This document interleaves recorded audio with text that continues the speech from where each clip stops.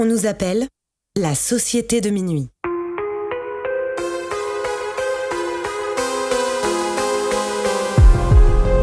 Séparément, on pourrait croire que nous sommes tous très différents les uns des autres. Nos passions, nos vies et nos histoires sont différentes. Nous ne fréquentons pas les mêmes écoles, ni les mêmes quartiers. La seule chose qui nous réunit, c'est d'avoir touché du doigt le surnaturel. Nous avons alors décidé de nous rassembler pour partager nos peurs, nos histoires bizarres et effrayantes. Les uns après les autres, nous reviendrons au cœur de nos angoissants souvenirs, aux frontières du paranormal.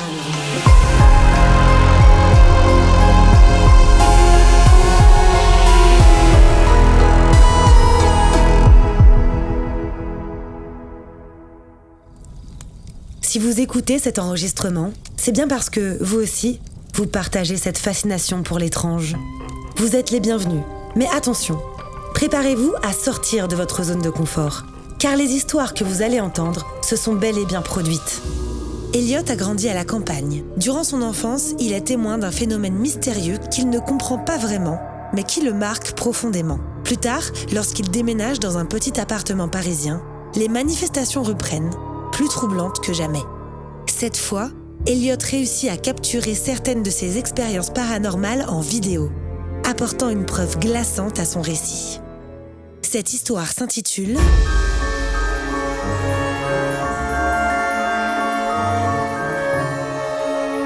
Preuve en vidéo.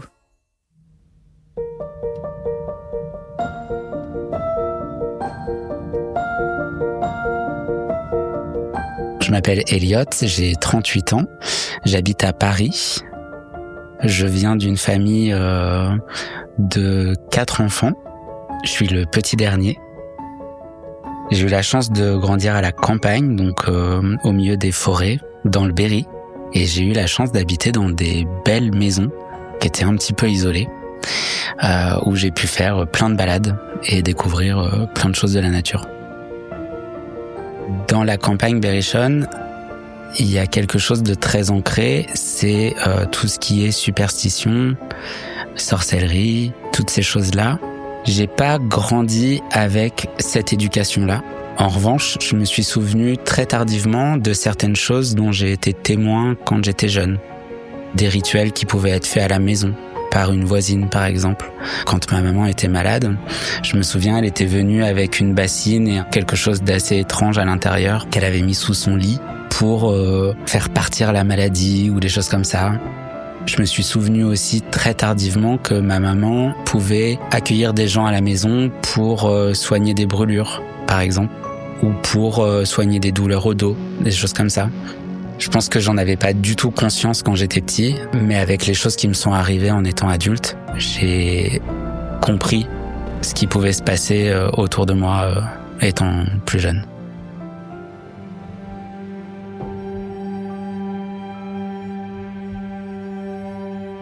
Pendant de longues années, j'ai connu ma maman malade. Elle avait un cancer des os. Et à l'époque, dans les fins d'années 90, les cancers étaient pas très bien traités encore. Donc j'ai vu ma maman, on va dire, pendant 4 ans, très souffrante. J'ai perdu ma maman à l'âge de 9 ans. Et j'ai ensuite perdu mon frère à l'âge de 13 ans et mon père dans la foulée, à l'âge de 13 ans également. Mon frère s'est suicidé quand il avait 19 ans. Et mon père est décédé d'un cancer des poumons qui a fini par se généraliser par la suite.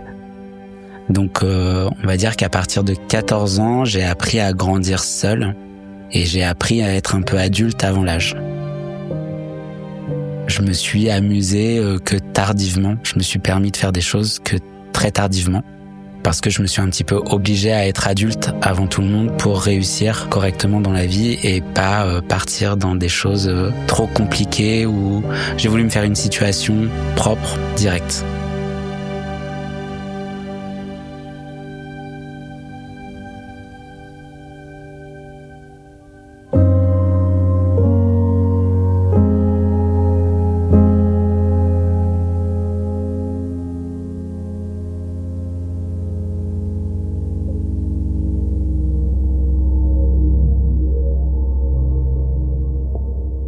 Il Il y a une histoire qui m'a vraiment marqué quand j'étais jeune. Elle s'est passée à la fin de l'année 99. Je devais avoir aux alentours des 11 ans. J'avais déjà perdu ma maman et à ce moment-là, j'habitais avec mon père et mon frère. On avait très peu de voisins. Le premier voisin se trouvait à environ 1 kilomètre de la maison et la maison était entourée d'un parc et de bois. Un samedi soir, mon frère avait eu l'autorisation de sortir chez un ami et dormir chez cet ami. Donc je me suis retrouvé seul avec mon père à la maison. On regardait un film à la télé quand on a entendu comme un gros boom sur la porte du garage. Donc on s'est dit que mon frère devait rentrer de chez son ami. On a trouvé ça un petit peu bizarre puisqu'il avait prévu de dormir chez lui, mais on s'est pas plus inquiété que ça. Donc on s'attendait à voir mon frère rentrer dans la maison d'une minute à l'autre. Et puis finalement, on n'a vu personne rentrer dans la maison. Au moment de la pub à la télé, mon père décide d'aller regarder ce qui se passe au niveau du garage et voir ce que fabrique mon frère, parce qu'on est persuadé que c'est mon frère qui est rentré de chez son ami. Il revient quelques minutes après en me disant que finalement mon frère n'est pas dans le garage et qu'on a dû halluciner ou que on ne sait quoi. On reprend notre film et à nouveau on entend des jets de pierre sur la porte du garage. Là on a conscience du bruit, on se rend bien compte que c'est des jets de pierre sur la porte du garage. Donc je le rappelle, on est en pleine campagne, mon père était chasseur, donc il a un réflexe, c'est de prendre le fusil qui est caché au-dessus de l'armoire et de sortir directement dans le parc. Il fait le tour de la maison, il allume toutes les lumières du parc, il se passe absolument rien et il ne voit personne. Cette fois-ci, il regarde un petit peu plus au niveau de la porte du garage et il se rend compte qu'il y a des dizaines de petites pierres qui sont éparpillées devant la porte. Donc il en est sûr, c'est vraiment des pierres qui ont été jetées sur la porte du garage. Et chose étrange, c'est que les chiens qui sont dans le chenil n'aboient pas. On avait 7 chiens. Il n'y a aucune réaction de la part des chiens et ils sont même un peu surpris de voir mon père au milieu du parc en pleine nuit. Ils se demandent ce qu'il est en train de faire.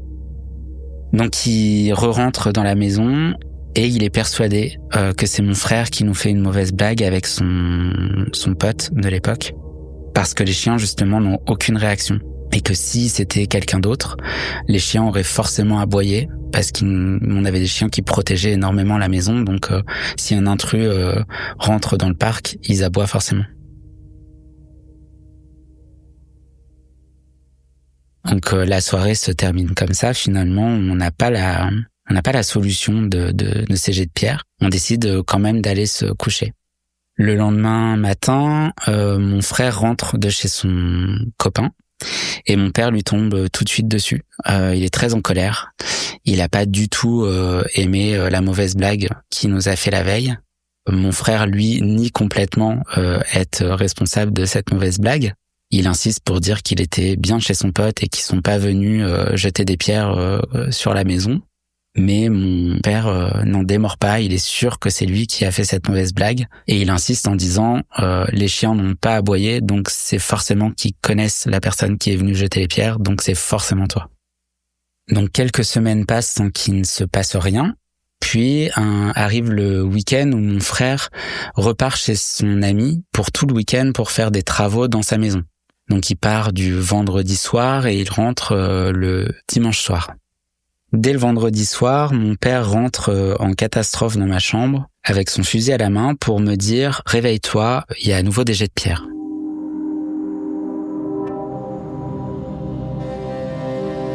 Donc il me dit d'aller me cacher dans la salle de bain et de regarder par la petite fenêtre de la salle de bain si je vois quelqu'un dans le parc. Donc je m'exécute.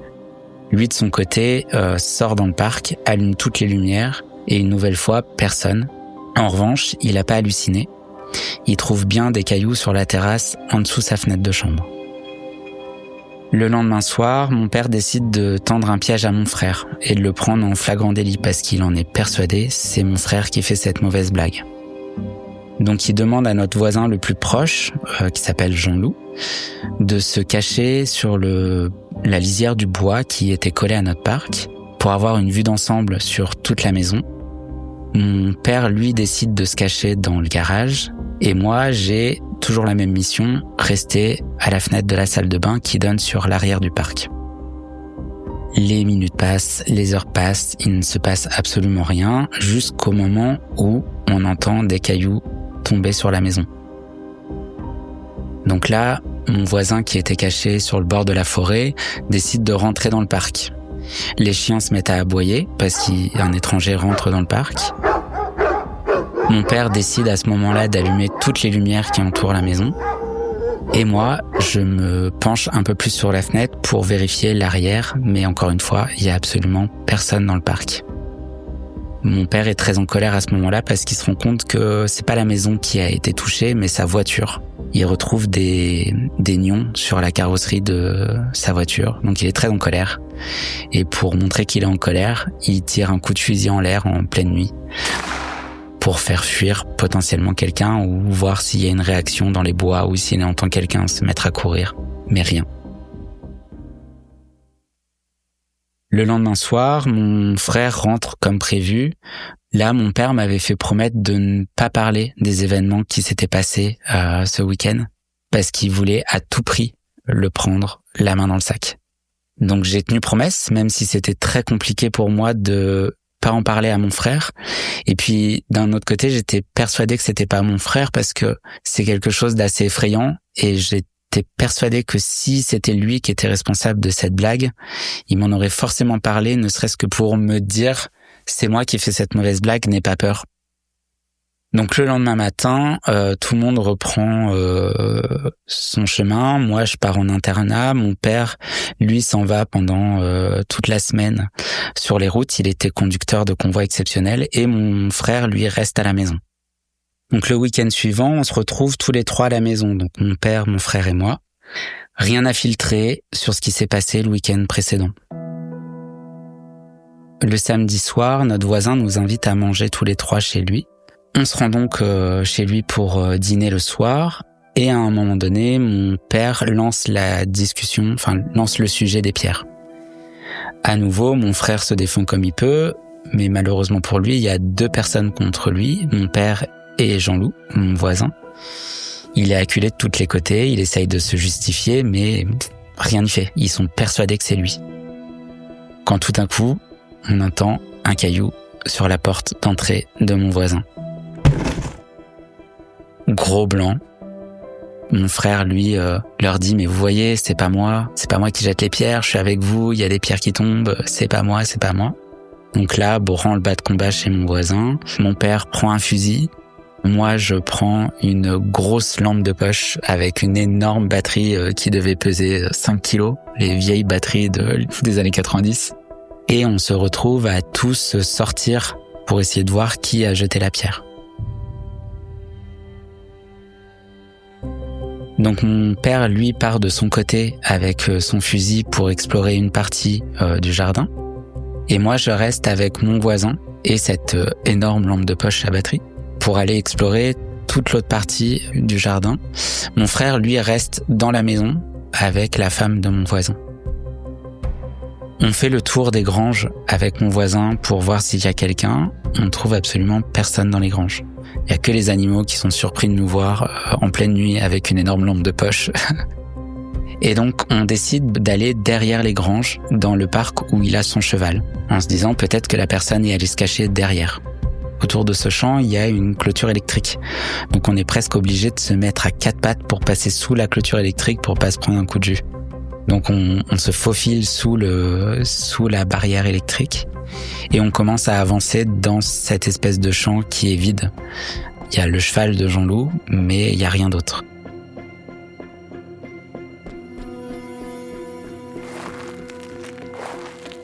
Je me souviens du bruit de nos pas sur le sol un peu givré.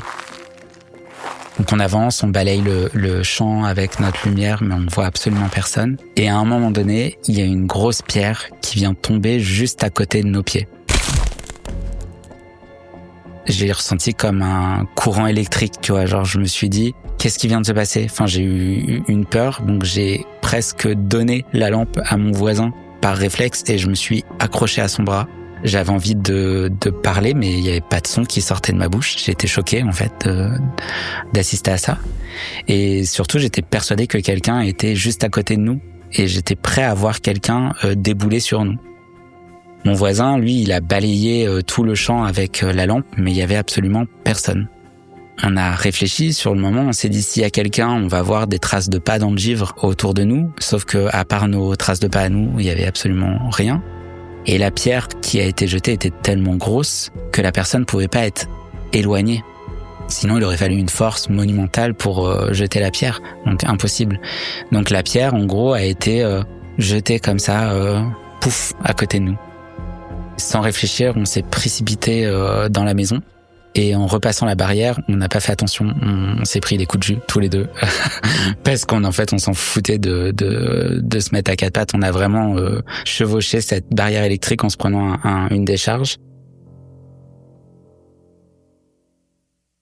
On a retrouvé donc mon père, mon frère, sa femme, enfin la femme de mon voisin. Et personne n'avait d'explication, personne n'a rien vu. À la suite de cet événement, il s'est plus jamais rien passé. On n'a plus de jet de pierre. Mon père, lui, était convaincu que c'était une mauvaise blague de mon frère et que ce soir-là, c'était son ami qui était venu faire cette mauvaise blague.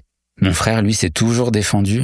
Enfin, il a toujours nié le fait que c'était lui qui avait fait cette mauvaise blague. Et moi, je lui ai posé la question plein de fois, est-ce que c'est pas toi ou ton copain qui avait jeté les pierres? Il m'a toujours soutenu que non, c'était pas lui. Clairement, mon frère me l'aurait dit parce qu'à un moment donné, cette histoire m'a un peu inquiété et j'ai même eu des craintes, comme par exemple aller chercher du bois dans la petite cabane qui était à côté de la maison pour mettre dans la cheminée. Si le soir était tombé, j'avais quelques craintes d'y aller seul parce que il s'était passé ces jets de pierre. Et je pense que ça aurait été une blague de mon frère, il m'aurait dit c'est moi qui ai jeté les pierres, donc n'aie pas peur, enfin il se passera rien. Sauf qu'il m'a toujours soutenu que lui n'avait jamais jeté des pierres. Et mon voisin, en fait, lui n'a jamais reparlé de ça. C'est un truc il était ancré dans cet univers un petit peu campagnard où il y a des choses qui s'expliquent pas. Il s'est dit, c'est pas bon de parler de ces choses-là, il faut oublier, faut enterrer ces choses-là, tu vois. Après cette histoire, il s'est plus trop passé grand-chose.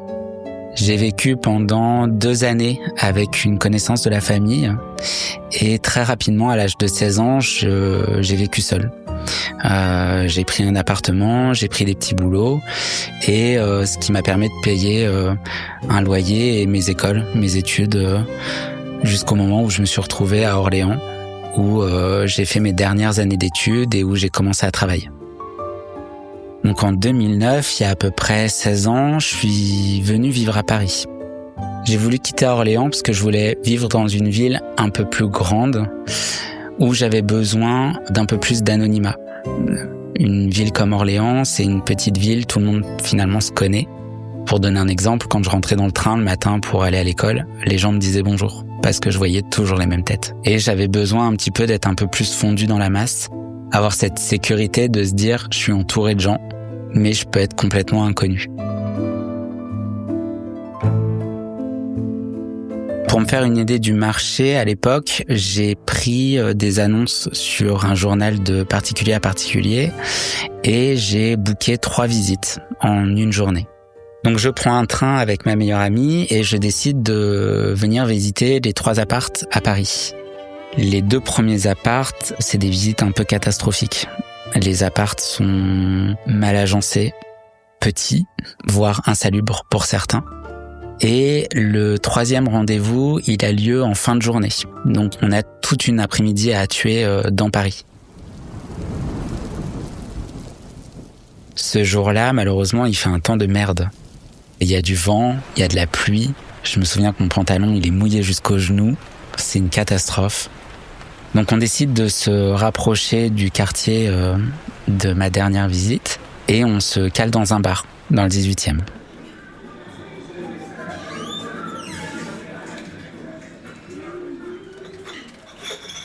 À ce moment-là, tout le quartier est en travaux. Donc tout est dégueulasse, il fait un temps de merde, il pleut, il y a des barrières en fer absolument partout. Le quartier fait pas du tout rêver. À ce moment-là, ma meilleure amie dans le bar me dit est-ce que tu veux vraiment venir habiter ici, ça a l'air un peu glauque, etc., etc. Ça m'arrête pas, ça me freine pas. Je me dis mais ouais, carrément, j'ai envie de venir habiter ici. Enfin, il y a un truc qui fait qu'il faut à tout prix que je voie cet appartement. Arrive l'heure du rendez-vous, donc on sort du bar et on se rend à l'adresse exacte de l'appart.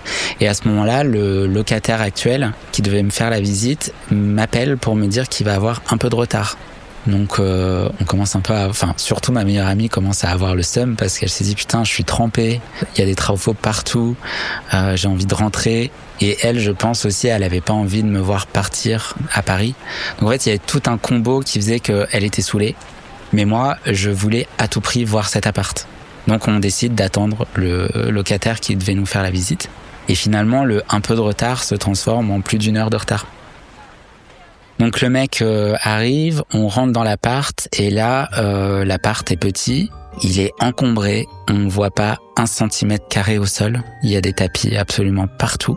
Il y a une énorme armoire normande, une mezzanine, une table de bar, des tabourets de bar, un énorme frigo, enfin bref, et tout ça dans 15 m², on n'arrive pas à circuler là-dedans, quoi. Donc du coup, la visite se fait très rapidos finalement. On visite l'appartement en peut-être 5 minutes. 5 minutes plus tard, on sort à nouveau sous la pluie. On se dirige vers le métro. On avait très peu de temps pour aller récupérer notre train parce que le mec avait du retard, donc il nous avait mis un petit peu dans le jus. Et là, je sais pas ce qui se passe dans ma tête, mais je me suis dit, ok, cet appart, il me le faut. On passait à côté d'une église à ce moment-là, donc je suis rentré dans l'église pour me mettre à l'abri. Et j'ai appelé l'agent immobilier qui gérait cet appart. Et donc je lui explique, voilà, je viens de visiter l'appart dans le 18e arrondissement. Vous avez besoin de quoi pour votre dossier, pour que je puisse me placer? Et le gars me dit, si vous souhaitez, vous pouvez me retrouver dans le 19e arrondissement à Gambetta. Je vous attends à un bar à la sortie du métro et on remplit les papiers ensemble et l'appart, il est à vous. Et là, je sais d'avance qu'on va rater notre train pour rentrer à Orléans. Mais en même temps, je le veux cet appart. Donc je dis ok, on va à Gambetta. J'arrive à Gambetta, je tombe sur l'agent immobilier qui me dit écoutez, je suis content de vous proposer cet appart. Donc je lui répète à nouveau, moi j'ai pas de boulot. Et lui me dit mais vous allez trouver un travail? Donc je dis bah ouais, je vais trouver un travail. Il me dit bah alors c'est bon. Il me dit les clés elles sont à vous.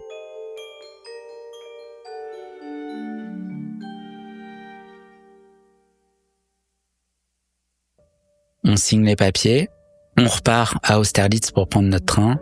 On avait raté, donc le prochain train était hyper tard, donc on avait un peu de temps à tuer.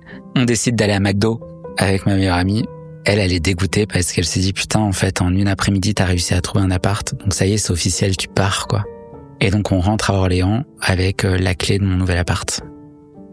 Donc 2 semaines plus tard, je débarque à Paris. Tout s'est fait hyper rapidement. J'ai lâché mon appartement à Orléans. Et j'ai décidé de monter direct avec ma meilleure amie toujours. Elle est venue pour m'aider à faire le ménage, aménager mon appartement pour commencer. Donc on est allé chez Ikea, on a acheté quelques meubles. Et je me suis mis à la recherche d'un travail très rapidement parce qu'il fallait à tout prix que je paye mon loyer à Paris. Donc j'ai déposé quelques CV dans le commerce à droite à gauche, histoire d'avoir un taf rapidos. 3 semaines après, je me suis retrouvé avec un CDI. Donc me voilà tranquille, je suis à Paris avec mon CDI, tout va bien. Ma meilleure amie, elle est repartie à Orléans pour travailler et finir ses études. Donc je me retrouve seul à Paris, dans un nouvel appartement. J'ai mon travail en poche, par contre je ne peux commencer le travail que le 1er septembre. Donc j'ai 1 mois à tuer à Paris. Très rapidement, je fais des connaissances et ces connaissances m'ont amené à me mettre en couple avec quelqu'un. Véritablement, j'ai pas passé énormément de temps seul dans cet appartement, car très rapidement, j'ai quelqu'un qui venait passer des nuits chez moi, ou alors j'allais dormir chez cette personne.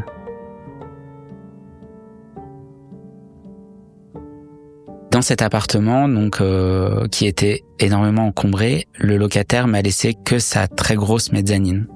On avait donc des horaires décalés avec mon compagnon de l'époque, et un matin, donc il est parti plus tôt au travail que moi. Moi, je devais commencer sur les coups de midi, lui commençait à 9h. Donc, je me retrouve seul à l'appart et je suis resté au lit, donc dans ma mezzanine. Et à un moment donné, je suis dans un espèce de demi-sommeil et je me dis, il y a quelqu'un sous la mezzanine. Je suis persuadé qu'il y a quelqu'un sous la mezzanine.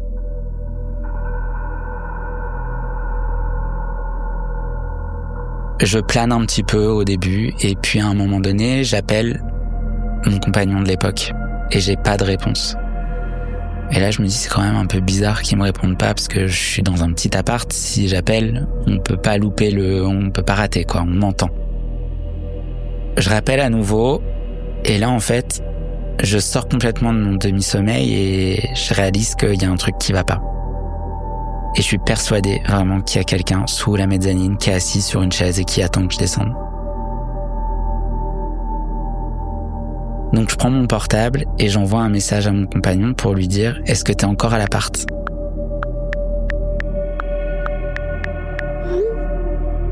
Et là, lui me répond « Bah non, je suis parti tout à l'heure, je t'ai fait un bisou en partant, je suis plus chez toi, quoi. » Et je lui réponds direct « T'es sûr parce que j'ai l'impression que t'es sous la mezzanine. » Et lui venait d'arriver à son bureau et il me dit clairement « Non, je suis pas sous ta mezzanine, je suis parti, enfin... » Genre bye quoi. Genre il m'envoie un peu chier gentiment, mais genre bon bah là j'ai plus le temps, je vais rentrer en réunion. Et je pense qu'il comprenait pas ce que je lui disais en plus. Il était un peu, le message était un peu largué quoi. Et donc je me retrouve tout seul avec cette sensation qu'il y a quelqu'un chez moi. Pas d'aide, rien du tout. Je me suis dit bah là t'es tout seul avec ton personnage sous la mezzanine quoi. J'entendais zéro bruit. J'avais vraiment juste cette impression. C'est-à-dire que dans ma tête, c'était clair, il y avait quelqu'un qui était assis en dessous de mon lit, sur une chaise, et qui attendait que je descende de mon lit. Et donc, là, je me dis, à un moment donné, il va falloir que je descende du lit. Donc, go. Je me souviens d'avoir le premier réflexe de vouloir descendre de l'échelle. Et finalement, en passant mon pied au niveau de l'échelle, je me suis dit, bah non. Dans ma tête, je m'étais fait plein de films. Je me suis dit, ça se trouve, c'est quelqu'un qui est rentré parce que mon compagnon a mal fermé la porte. Il y avait rien de clair dans cette histoire. Et donc, je me suis dit, non, si je passe mon pied en premier, il y a moyen qu'on m'attrape le pied et je suis mort, quoi. Donc, je remets mon pied sur le lit et je décide de passer la tête rapidement en me disant, je vais voir s'il y a quelqu'un. Et donc, je passe la tête très rapidement par-dessus la rambarde de la mezzanine. Et il y a absolument personne. Donc je me dis, t'étais peut-être dans un demi-sommeil, t'as halluciné, enfin, tu t'es fait des trucs dans ta tête, enfin, j'étais persuadé que quelqu'un était sous cette putain de mezzanine, quoi. Donc bah, je suis descendu de ma mezzanine, j'ai fait ma life, quoi. J'ai préparé mes affaires, j'ai fait mon café, je suis allé bosser. Et le soir, je dormais pas chez moi, je suis allé dormir chez mon compagnon. Et lui, il m'a reparlé de ce message, il m'a dit, mais j'ai pas compris tes messages ce matin. Et on en a un peu parlé. Et sa réponse a été de me dire, ouais, bah, t'as halluciné, t'étais dans ton rêve, quoi. Et ça s'est arrêté là. Je le savais pas encore, mais c'était le coup d'envoi, je pense, de tous les trucs étranges qui se sont passés par la suite dans mon appartement.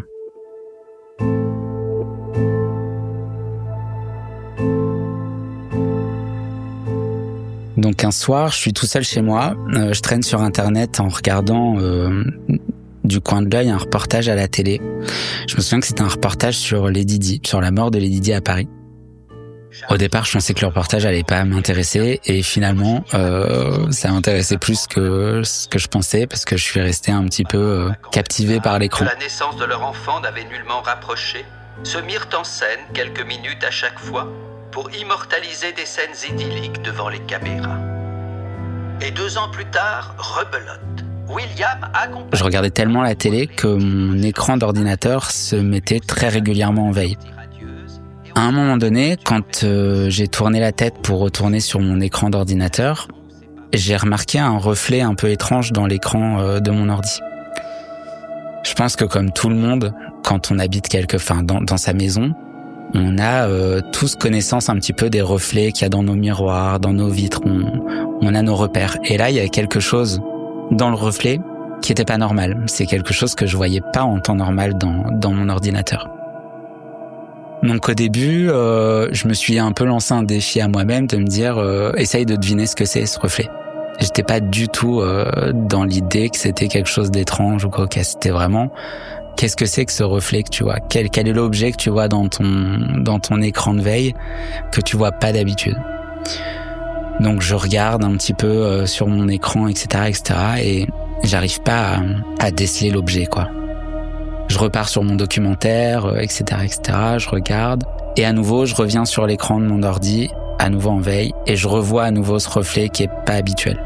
Et là, en fait, l'ambiance, elle a un peu changé. Je me dis, c'est quoi ce truc bizarre dans ma cuisine ? Parce que ma cuisine j'ai la cuisine dans le dos.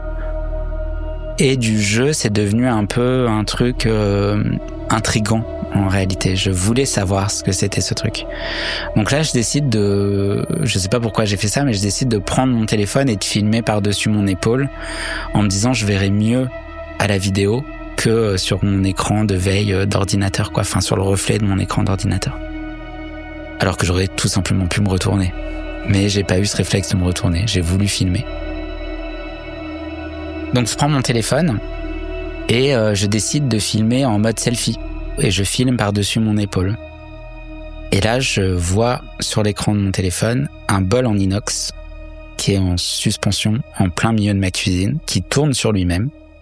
Et au moment où je décide de me retourner pour voir le truc en réel, le bol se fige et tombe net au sol.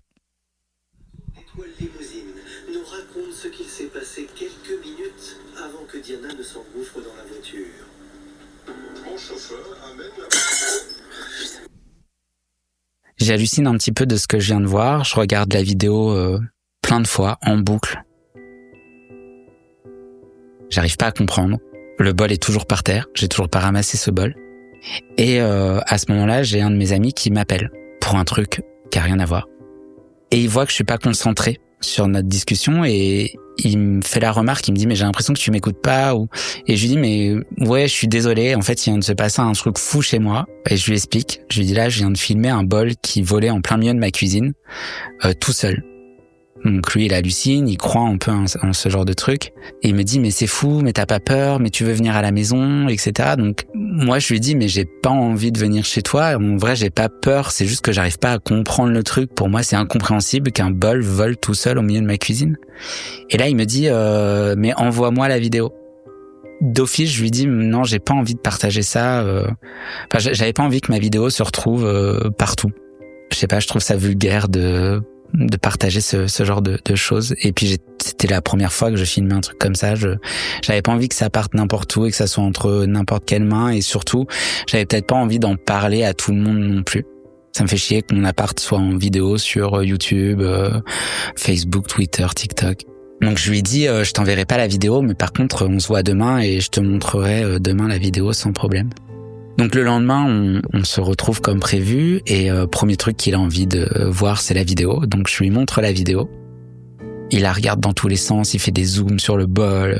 Et ouais, effectivement, il me dit, il n'y a pas d'explication. Et il le voit en plus à mon visage sur la vidéo que c'est quelque chose qui me surprend parce que j'ai peur. Enfin, au moment où le bol tombe, j'ai vraiment une réaction de wow, qu'est-ce qui vient de se passer, quoi. Donc depuis cet événement du bol, j'ai été un petit peu plus attentif à ce qui pouvait se passer dans mon appartement. Donc dès que j'entendais des petits bruits, je prêtais attention, je regardais, etc. Une après-midi, je rentre du boulot et je décide de faire une petite sieste sur mon canapé. Et pendant ma sieste, j'entends comme des petits bruits de papier ou des choses qu'on trifouille. Dans un premier temps, je regarde mais je vois rien et je me dis tiens, pose ton téléphone en mode vidéo et vois ce qui se passe, quoi. Il y a des longues minutes qui passent et à un moment donné, j'entends un grand fracas de feuilles, comme si on arrachait un peu une feuille. Je l'ai pas vu de mes propres yeux, mais en regardant la vidéo, en fait, je me rends compte que c'est un tas d'enveloppes qui étaient posées sur un de mes meubles qui a volé, mais pas toutes les enveloppes, uniquement l'enveloppe qui était en dessous, qui est partie net contre la fenêtre. Une autre fois, j'ai vu un soir un pot de fleurs qui était posé sur un tabouret faire une sorte de rotation sur lui-même. Donc j'ai pris mon téléphone et j'ai filmé cet événement aussi. on voit le pot de fleurs un peu pivoter sur lui-même. Et au même moment, on voit la corde de mon store vénitien être tirée vers le coin de la pièce. Donc c'est un peu... À chaque fois, j'ai le réflexe de filmer puisque c'est aussi devenu un petit peu un jeu avec les personnes qui savent qu'il se passe des choses chez moi. C'est-à-dire que c'est des questions qui sont un peu récurrentes avec mes amis. Ils me demandent toujours alors il s'est passé un truc chez toi ou etc., etc. Donc en fait, c'est un peu une façon de me rassurer moi de pas être fou parce que c'est des choses que j'arrive à filmer et peut-être aussi à amener un peu de crédit à mon discours parce que moi-même je le trouve très folklorique, mais les vidéos apportent un petit peu de sens et peut-être que ça me rassure d'avoir les vidéos aussi. Je passe pas pour un menteur auprès des gens, même si je trouve quand même que ces vidéos, enfin, si quelqu'un me montre ces vidéos, je suis pas certain de croire à 100% les histoires que la personne me raconte. Et pourtant, je les vis moi-même. C'est assez étrange ce paradoxe. J'ai des amis qui m'ont dit mais c'est du trucage, t'as truqué le truc, tu nous fais des blagues. Mais en même temps, quand ils regardent la vidéo, qu'ils zooment dans tous les sens, en plus c'est des vidéos qui sont prises pour la plupart en pleine journée, avec une luminosité parfaite, une définition parfaite. C'est pas des vidéos qui sont filmées en mode éclaté VHS. Non, c'est des vidéos d'iPhone. Donc on voit ce qui se passe, on peut zoomer, on peut décortiquer et les gens ne voient pas de trucage. Et en soi, s'il y avait un trucage, je change de taf direct et je vais bosser dans le cinéma parce que c'est bien foutu, quoi.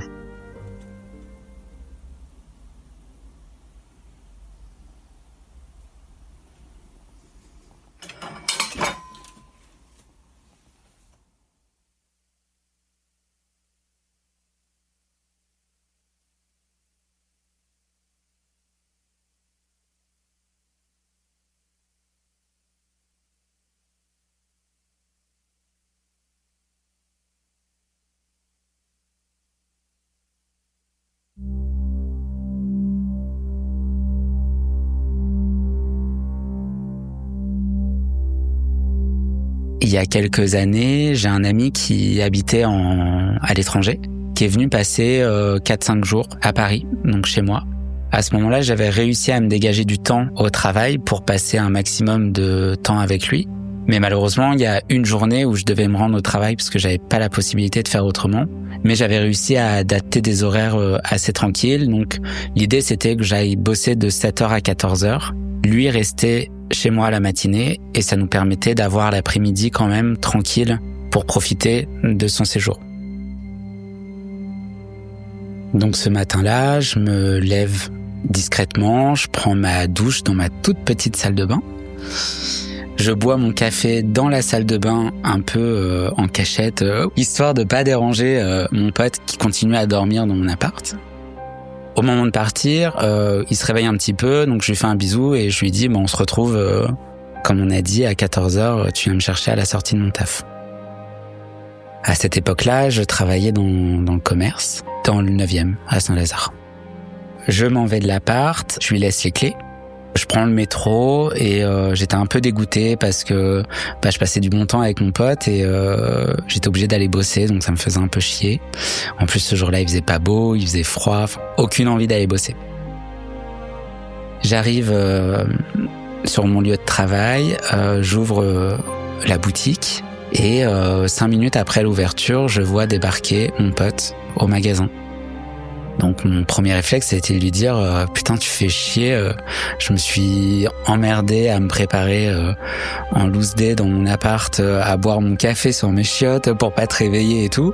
Et toi tu débarques là, on aurait pu faire le trajet ensemble, on aurait pu prendre un petit déj, enfin j'étais un peu dégoûté quoi, je me suis dit c'est un peu nul comme logistique. Et lui il se justifie en me disant non mais j'ai changé d'avis finalement. J'ai décidé d'aller un peu visiter Paris toute la matinée, etc. Moi, je trouve ça un peu bizarre parce que il fait pas beau, il pleut, c'est bruyineux, enfin nul. Je me suis dit, il aurait mieux fait de rester dormir à l'appart, prendre son temps. D'autant plus qu'on s'était couché très tard, donc on avait très peu de sommeil. On avait passé une toute petite nuit, donc je comprends pas son délire, mais je me dis ok, si tu veux. Je lui dis, on se retrouve à 14h, tu viens me chercher. Donc je fais ma journée de taf, il vient me chercher au boulot. Moi, j'ai qu'une envie, parce qu'on a passé, je le rappelle, une nuit très courte, c'est de rentrer, me mettre au chaud, prendre un petit goûter ou un truc comme ça et être chill à la maison, quoi. Et lui a pas du tout envie de rentrer. Il veut qu'on aille se balader, il veut faire des magasins, il veut aller prendre un goûter à Montmartre. Ça me saoule un peu, mais je me dis, allez, fais-lui plaisir. Il est à Paris, il est en vacances, fais ce qu'il a envie de faire. Donc on fait les magasins, on va se poser à Montmartre, on prend un goûter, etc. Et à un moment donné, je lui dis, écoute, moi là je suis claqué, j'ai qu'une envie, c'est rentrer prendre une douche, il fait pas beau, j'ai envie d'être au calme à la maison, d'être posé et tout. Donc il cède, on rentre à l'appart, donc moi je vais prendre ma douche, tout ça, je me mets bien, mais je vois que lui, son comportement, il a un peu changé. Et c'est assez étrange parce que cette personne, je la connais depuis de nombreuses années et je l'ai jamais vue comme ça. Et j'ai un peu cette sensation d'avoir dit quelque chose ou fait quelque chose que j'aurais pas dû faire ou pas dire. Donc il y a une sorte de malaise entre nous. Il faut savoir un truc, c'est que je déteste quand il y a des malaises avec les gens. Et je suis du genre à communiquer tout de suite parce que je déteste le malaise. Et donc je lui demande, est-ce que ça va? Est-ce que t'as passé une bonne journée? Etc. J'essaye de comprendre un petit peu ce qui se passe. Et en même temps, je réfléchis à me dire, mais attends, est-ce que t'as dit un truc qu'il fallait pas? Et j'arrive pas à voir ce que j'ai pu dire ou ce que j'ai pu faire. Et lui me répond, mais très vaguement, quoi. Mais le malaise, il est toujours là. Donc moi, ça me chagrine et je lui dis, écoute, là, clairement, il y a un malaise. Je déteste ce qui est en train de s'installer. Je le rappelle, on est dans 15 mètres carrés, donc c'est difficile de tourner le dos à la personne. Donc je lui dis, là, il se passe un truc, c'est pas... J'aime pas l'ambiance qui est en train de s'installer. Dis-moi ce qui se passe. Dis-moi si j'ai dit un truc qu'il fallait pas que je dise. Dis-moi si j'ai fait un truc qu'il fallait pas que je fasse. Et là, il me dit, non mais tu vas me prendre pour un fou. Donc je lui dis, écoute, je m'en fous. Dis-moi ce qui s'est passé. Enfin, dis-moi ce qu'il y a. Sinon, tu passes la porte. Et je l'ai un peu menacé. Je lui dis, sinon, je te fous dehors parce que je déteste cette ambiance, quoi. Et il me dit, quand t'es parti ce matin, j'ai eu peur dans ton appart. Donc je lui dis, comment ça t'as eu peur dans mon appart? Il me dit, t'es parti et tout, et à un moment donné, quelques minutes après, j'ai entendu du bruit dans ta cuisine, et je me suis tourné vers ta cuisine et j'ai balancé une réflexion du genre, ouais, il y en a qui dorment, un truc dans le genre, quoi. Et illico, il y a eu un fracas dans ta cuisine, j'ai eu l'impression que ton meuble était en train de se casser la gueule. Il m'a dit, en fait, j'ai pas réfléchi, je me suis habillé, j'ai pris mon sac, je suis parti direct. En fait, il avait pas pris de douche, il avait pas pris de café, rien de tout, il a fui l'appartement. D'où son arrivée 5 minutes après moi au boulot, quoi. Et en fait, à ce moment-là, je me suis dit, je vais peut-être lui parler de ce qui se passe dans mon appart parce que je n'en avais jamais parlé. On se voit très rarement et on s'est très rarement au téléphone parce qu'il habite à l'étranger, donc c'est pas des choses que j'ai pu partager avec lui en amont. Donc je lui ai dit, écoute, je te crois quand tu me dis qu'il y a eu du bruit. Après, je pense qu'il faut pas que tu aies peur pour autant. Et donc je lui ai raconté ce qui a pu se passer en amont dans mon appartement. Ça l'a apaisé, ça l'a soulagé, et au final je lui ai demandé s'il avait peur d'être ici ou pas, et je lui ai dit, si t'as vraiment peur, on peut trouver une solution, on peut aller dormir ailleurs.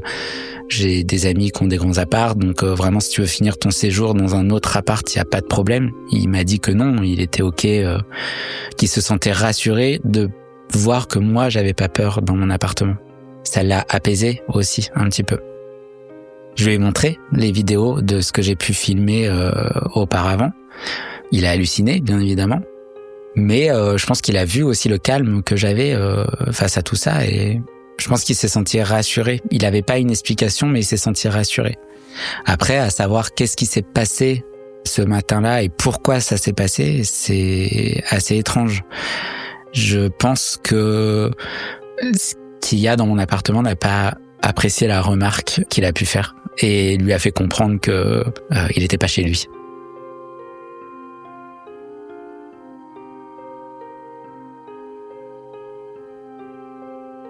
Donc entre-temps, je suis devenu propriétaire de cet appartement. Le propriétaire souhaitait vendre son bien, et étant locataire de l'appartement, j'étais prioritaire sur la vente. Ça faisait pas partie de mes projets d'acheter un appartement à Paris et encore moins un appartement de 15 mètres carrés. Mais je me suis dit, ça fait des années que t'es dedans, tu mets pas de chauffage, il y a pas de bruit, tu t'y sens bien. Clairement, ça me faisait chier que l'appartement soit vendu à quelqu'un et que potentiellement il y ait la possibilité que la personne me change mon bail et me foute à la porte et que je sois obligé d'aller chercher un autre appart. J'ai donc pris rendez-vous avec la banque et j'ai fait un crédit pour acheter cet appartement. Donc étant propriétaire de l'appartement, j'ai décidé de faire quelques travaux. Changer la salle de bain, changer la cuisine, refaire le sol, refaire les murs, changer les fenêtres. En enlevant l'ancien parquet, qui était très abîmé, je me suis rendu compte qu'en dessous, il y avait un peu tout et n'importe quoi. Il y avait des bouts de papier, des bouts de journaux, des pièces de monnaie. Et en balayant tout ça, je me suis rendu compte qu'il y avait aussi des inscriptions sur la chape de béton. En regardant d'un peu plus près, j'ai remarqué qu'il y avait des croix un petit peu partout et les inscriptions 1, 2, 3, protège-moi du et un mot que j'arrive pas à décrire. Moi, je lis le mot main. Il y en a certains qui lisent le mot malin. C'est un mot un peu bizarre, mais un peu effacé. Donc le mot, effectivement, commence par un M. On voit un A. Après, c'est un peu confus et la fin, c'est un M ou un N. Donc, un peu étrange comme mot. Bref, je montre la photo à des potes. Ils me disent décidément, ton appartement, c'est une catastrophe. Et moi, je me dis juste que peut-être que les gens qui étaient là avant ont subi quelques événements de polter, parce que j'ai appelé mon fantôme polter. Et peut-être qu'ils n'étaient pas si confiants que moi et si à l'aise que moi avec ces événements et qu'ils ont mis en place des choses pour se protéger.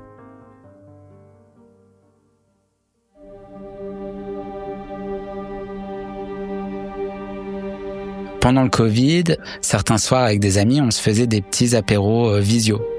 Donc pendant ces apéros visio, on s'amusait à faire des petits jeux en ligne, le pendu, le Monopoly, des parties de Uno, etc., etc. Donc on se connecte. Au départ, il y a que 3 participants, donc 2 amis et moi. On papote un petit peu en attendant les autres participants. Et je suis en train de raconter une histoire quand je prête attention à une de mes potes sur l'écran. Et je vois en fait qu'elle est concentrée, la gueule rapprochée de son écran, de sa caméra. Et ça me coupe dans mon histoire et je lui dis mais qu'est-ce que tu es en train de foutre ? Elle me dit mais il y a un bouquin qui bouge derrière toi.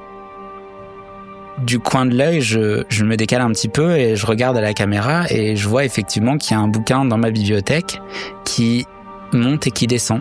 Et au moment où je me retourne pour réappuyer sur le bouquin pour être sûr que le bouquin soit bien calé, donc j'appuie sur le bouquin, je le recale correctement et je reviens face à mes amis sur l'écran. Et là, le bouquin saute de la bibliothèque. Les deux hallucinent un petit peu en se disant « mais qu'est-ce qui vient de se passer ?»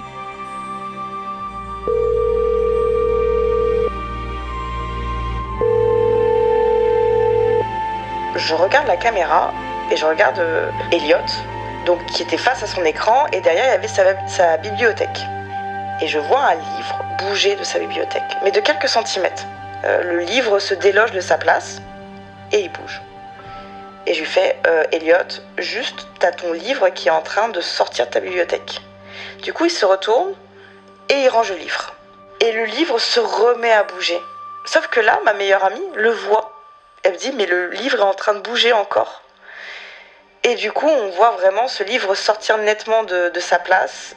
Et du coup Elliot se retourne, remet le livre une deuxième fois. Et on continue de discuter. Mais là on discute quand même de ce qui est en train de se passer.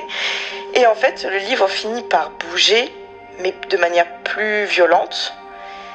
Et il finit même par être projeté vers Elliot, donc à 2 doigts de l'effleurer. Et il va vers le sol en fait. Il est délogé, il est propulsé de la bibliothèque. Du coup là il y a un énorme silence. Ma meilleure amie est choquée. Et Elliot pareil, surtout parce que c'est arrivé aussi à lui du coup, essentiellement. Et en fait il nous dit écoutez, je vais arrêter la visio, je vous rejoins dans quelques secondes, j'arrête, je reviens. Donc il part de la visio et ma meilleure amie me dit mais qu'est-ce qui se passe ? Et je lui explique juste qu'en fait il y a des événements chez lui qu'on ne peut pas expliquer et que là En revanche, c'est un événement assez important parce que jusqu'à maintenant, tous les événements qui avaient eu lieu étaient à l'opposé de lui. Et là, ça arrive vers lui. C'est quand même assez impressionnant. On ne sait pas ce qui se passe. Donc voilà, on va attendre qu'il se reconnecte et tout. Donc il finit par se reconnecter et il finit par raconter qu'effectivement, il y a eu un événement et qu'il a formulé de manière concrète qu'il fallait pas que ça se reproduise. En gros, stop, on arrête de balancer des livres de la bibliothèque. Et en fait, le livre qui a été propulsé de la bibliothèque, c'était un livre qui parlait de la psychiatrie. Donc le bouquin, c'est 10 jours dans un asile. Et à ce moment-là, on était en train de parler justement des hôpitaux avec mes amis. Donc j'ai trouvé la référence, même si j'étais un peu agacé, un peu rigolote, de me dire putain, en fait, Polter, il est à la fois maniaque et en plus, il a pleine conscience de ce qu'on est en train de raconter.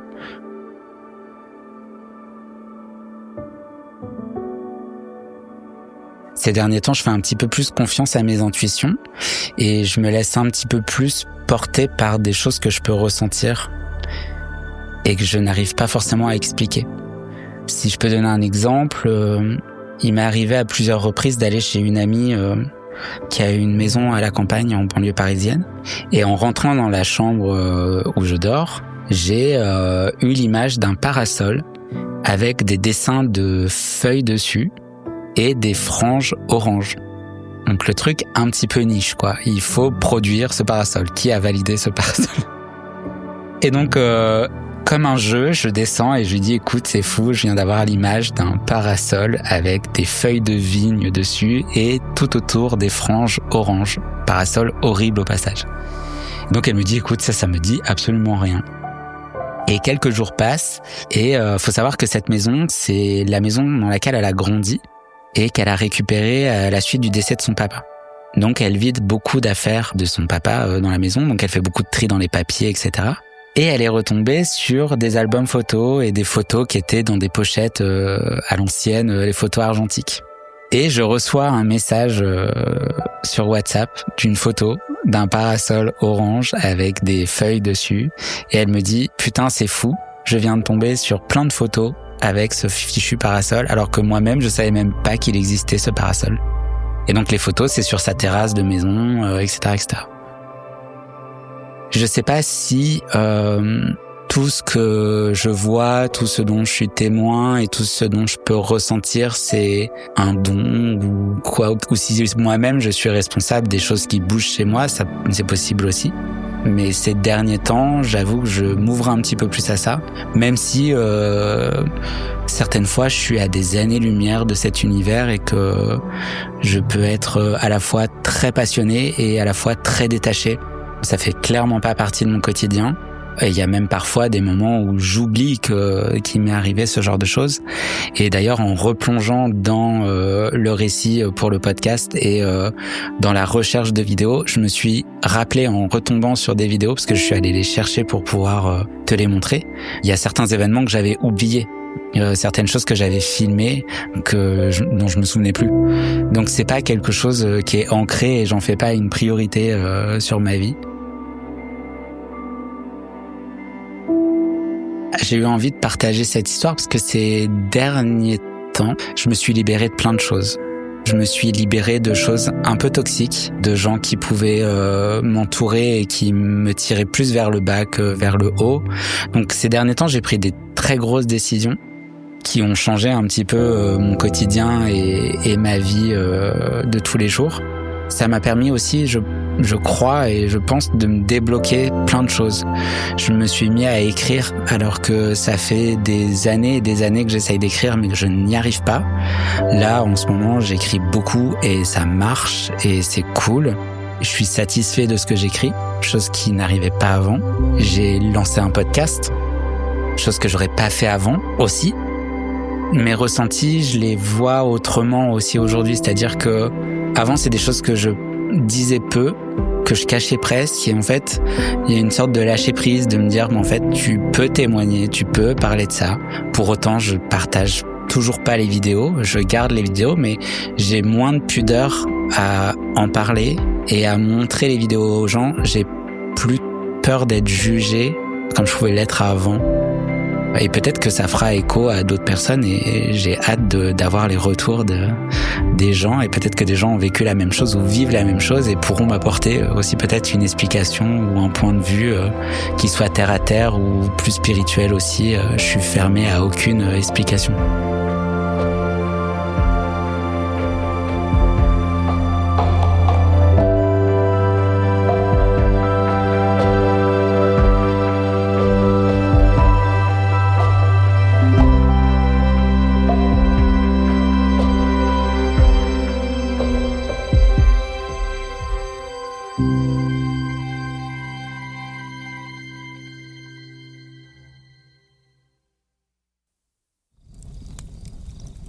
Vous êtes maintenant arrivé au bout de cette histoire.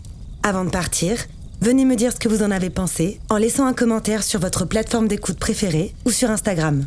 Et n'oubliez pas, si vous aussi, vous avez le courage de vous plonger dans vos souvenirs les plus étranges, prenez contact avec moi, venez me raconter vos histoires et vous ferez vous aussi partie de la Société de Minuit.